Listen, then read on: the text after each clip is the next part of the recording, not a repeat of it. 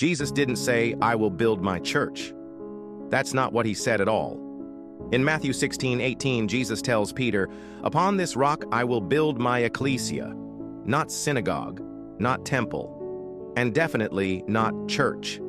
Ecclesia was a loaded word, and it wasn't religious at all. In ancient Greek and Roman societies, an ecclesia was a governing assembly, a group of citizens called out to rule, legislate, and carry authority on behalf of the kingdom they represented. So why do our Bibles translate it as church?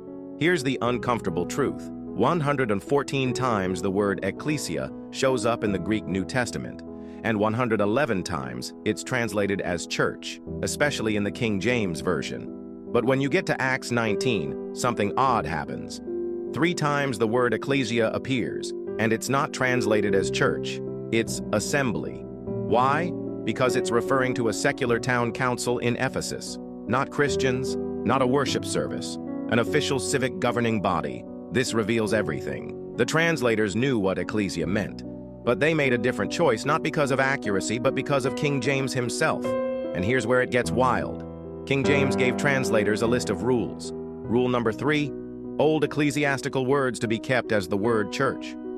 He wanted to keep the religious structure intact, one where people stayed in pews, submitted to state-run clergy, and never realized they were called to rule as ambassadors of heaven. Why would he do that?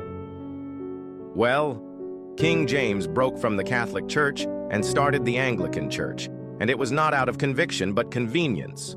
The Pope refused to grant him a divorce, so he took matters into his own hands, placing himself as head of a new church that answered to him, not Rome. His version of the Bible? It wasn't about giving people freedom. It was about maintaining control, rebranding religion with a crown on top. And what better way to gain the people's allegiance than to give them what they wanted, the Bible in their own language, but with conditions. And let's be clear, this isn't an attack on pastors. Most are doing their best with what they've been taught. But the system they serve was designed to keep believers tame, dependent, and silent. Jesus didn't die to start a religion. He launched a kingdom government. And you weren't saved to sit. You were commissioned to rule.